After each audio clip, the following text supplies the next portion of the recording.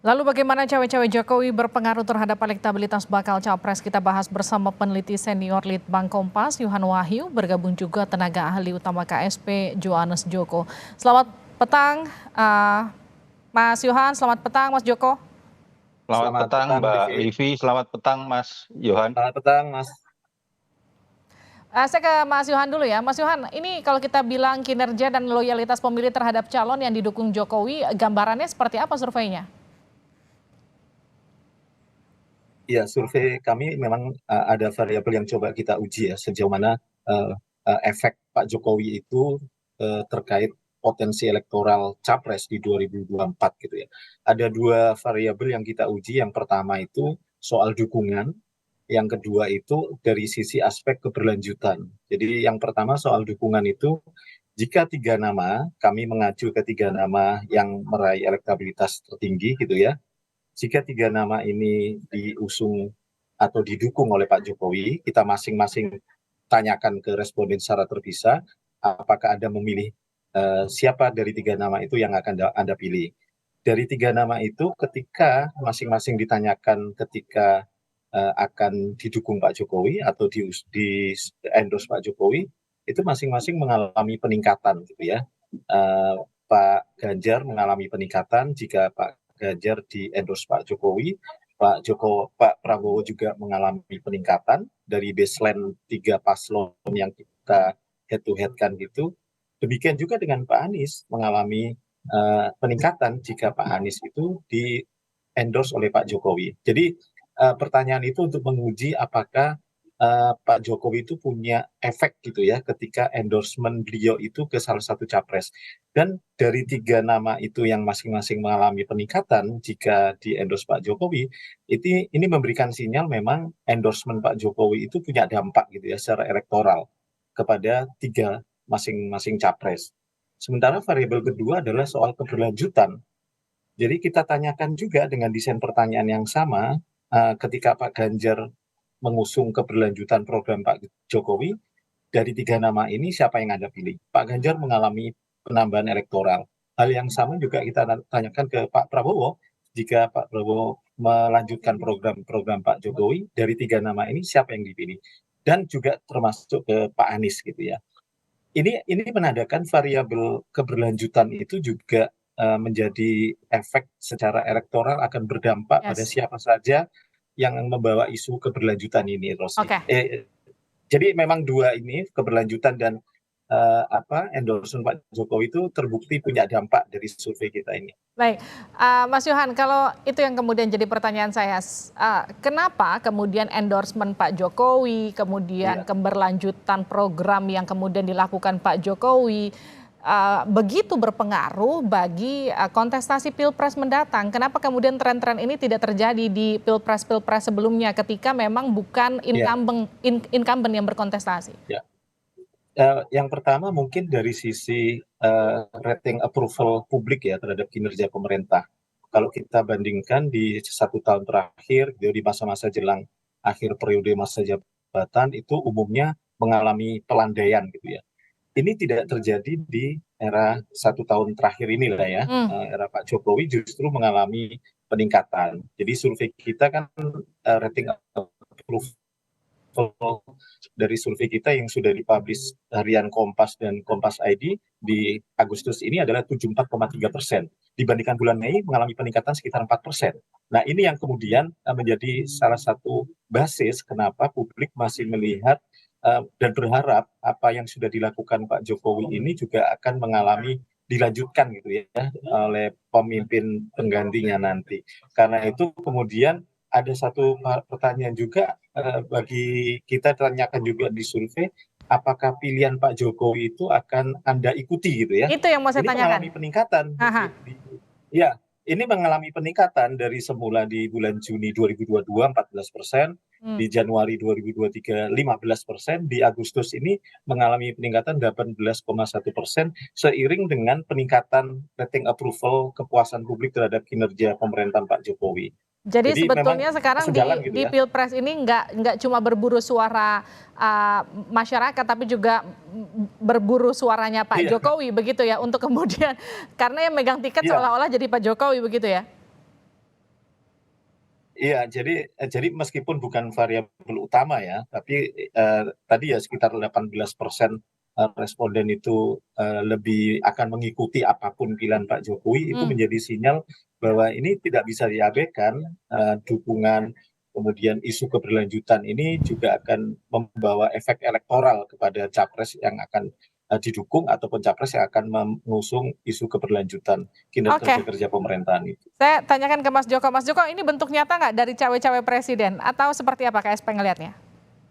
Yang pertama tentu ini Mbak Livi kami mengucapkan terima kasih kepada survei-survei yang dikeluarkan oleh berbagai lembaga, khususnya Litbang Kompas, yang selalu konsisten untuk mengawal, memberikan pandangan objektif dan kritis, sehingga seluruh hasil-hasil survei itu selalu kami gunakan sebagai acuan dan referensi untuk kami memperbaiki kinerja terus-menerus, Mbak. Terutama di kantor staf presiden itu selalu menjadi acuan kami. Yang kedua tentu kita berterima kasih Mbak kepada masyarakat bahwa masyarakat hari ini memberikan tingkat kepuasan yang terus-menerus naik sejak Oktober 2022 yang waktu itu karena kenaikan BBM kepuasan turun lalu dari Oktober sampai hari ini terus naik.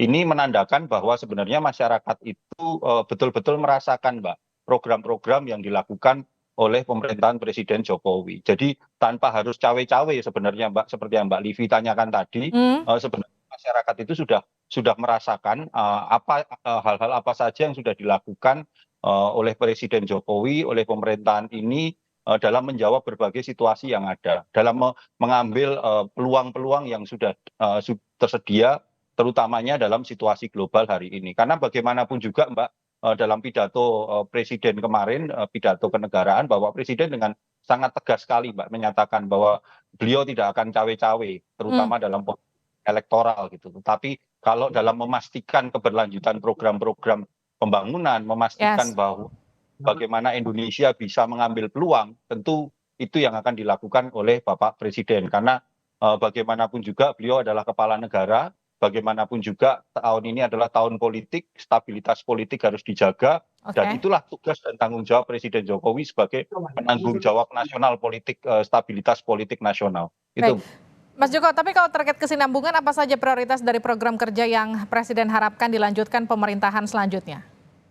Ya, kita mengacu Mbak dari peluang yang ada kan kita punya dua peluang ini Mbak hari ini. Hmm. Peluang bonus demografi dan juga peluang kepercayaan dunia internasional. Belum pernah kita bisa mendapatkan kepercayaan dua-duanya ini dalam waktu yang bersamaan. Baik. Maka ya kalau mengacu strategi yang disampaikan oleh Bapak Presiden ada tiga gitu. Yang pertama adalah bagaimana memperkuat sumber daya manusia Indonesia, kemudian yang kedua adalah konektivitas, pembangunan infrastruktur diteruskan, dan yang ketiga untuk menjawab bonus demografi, karena dengan bonus demografi ini kita akan punya banyak angkatan kerja, itu perlu penciptaan lapangan kerja semasif mungkin. Dan Hmm. salah satu peluang yang dimiliki oleh bangsa Indonesia itu adalah dengan hilirisasi hasil-hasil industri, hasil-hasil tambang, hasil-hasil pertanian dan kelautan, dan juga memperkuat industrialisasi. Nah, itu memang disiapkan. Ada tiga strategi besar itu. Dan tentunya peluang kepercayaan dunia internasional ini harus betul-betul kita pakai, Mbak, dalam 1 tahun sisa masa pemerintahan ini. Kami di kantor staf presiden juga atas arahan Bapak Kepala Staf Presidenan Pak Muldoko itu hasil ini itu jangan membuat kita menjadi apa ya jumawa, tetapi Hmm. justru hasil yang disampaikan oleh teman-teman Kompas ini lebih memacu kita Mbak dalam 1 tahun terakhir ini untuk jangan kendor tapi gaspol gitu Mbak. Oke, baik, saya kembali ke Mas Yohan. Mas Yohan, ini kalau kita bicara soal faktor dukungan, pengaruhnya terhadap elektoral, nanti itu akan seperti apa sih Mas? Seberapa besar sebetulnya kalau hitung-hitungannya Litbang Kompas? Ya, kalau lihat potensinya sekitar 18% ya akan diikuti para simpatisan loyal Pak Jokowi. Jadi sebenarnya ini akan tentu menjadi perhitungan ya bagi siapapun capres yang akan berharap mendapatkan insentif dengan dukungan Pak Jokowi. Tapi kalau kita lihat belakangan 3 bulan terakhir ini kan sebenarnya tidak saja Pak Prabowo ya yang kemudian dekat dengan Pak Jokowi juga kemudian mencoba dekat dengan Pak Ganjar, beberapa aktivitas momentum juga dua sosok ini yang sebenarnya selama ini sejauh ini memberikan pertemuan-pertemuan atau aktivitas bersama dengan Pak Jokowi, sehingga kita lihat di hal itu justru lebih banyak diraih oleh Pak Ganjar dan Pak Prabowo. Sementara Pak Anies relatif tidak begitu lonjakannya, pertambahan insentif elektoralnya tidak begitu setinggi Pak Prabowo dan Pak Ganjar. Hal ini tidak lepas dari isu keberlanjutan tadi, variabel kedua. Yes. Kita tahu variabel kedua ini lebih melekat dan lebih dimainkan selama ini oleh Pak B. Lebih kita lihat kenapa Pak Jokowi begitu, kalau tadi pertanyaan Livi dibandingkan era dulu tidak begitu masif, karena kalau kita lihat ya aktivitas politik Pak Jokowi memang lebih aktif ketika terkait isu-isu elektoral ya, dengan narasi akan cawe-cawe, misalnya menyebutkan pemimpin penggantinya nanti berambut putih di beberapa momentum itu menjadi narasi yang tidak bisa publik kemudian lepas, dan itu terkait kontestasi 2024 gitu ya. Hal ini mungkin berbeda di era masa akhir periode Pak SBY yang tidak begitu momentum-momentum seperti itu kan tidak begitu kuat gitu ya, yang kemudian dibaca oleh publik. Selain soal juga bagaimana relasi kekuatan media, sosial media tidak begitu sekencang saat ini ketika di era masa periode akhir masa Pak SBY. Jadi variabel momentum Pak Jokowi banyak mengeluarkan statement yang tidak bisa dilepaskan terkait narasi elektoral, itu sedikit banyak memberikan penguatan Oke. bagaimana pengaruh Pak Jokowi itu kemudian terbaca dalam survei Baik, ini. saya terakhir ke Mas Joko. Mas Joko, ini kan sejumlah lembaga survei juga ikut mengamini bahwa sebetulnya Jokowi efek ini terhadap kontestasi Pilpres begitu besar. Ini nggak bisa juga dilepaskan dari tudingan cawe-cawe yang meskipun Pak Jokowi juga sudah menolak ini secara tegas begitu.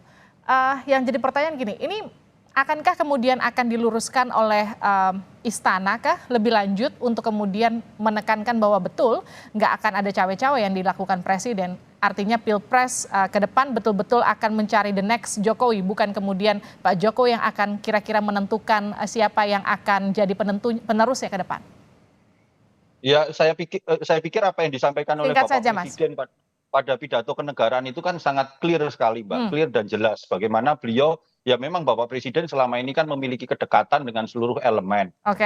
Semua selalu meminta arahan Bapak Presiden dalam segala aspek kehidupan berbangsa dan bernegara ini. Lah tentu dalam setiap arahan-arahan itu ya Bapak Presiden memberikan masukan begitu apa saja yang harus dilakukan. Baik. Banyak sekali ormas-ormas datang, tetapi sekali lagi independensi itu dimiliki oleh masing-masing yang menerima masukan itu, karena Oke. bagaimanapun juga yang terakhir Mbak, bagaimanapun juga survei ini kan membuktikan, yang menarik dari Kompas, bahwa kepemimpinan Bapak Presiden Jokowi itu mampu menaikkan elektabilitas lintas ideologis. Oke. Pengikut begitu Mbak, siapapun itu akan naik elektabilitasnya jika dia mendapat rekomendasi dan juga mengikuti program keberlanjutan dari pemerintahan Presiden Jokowi. Itu Mbak.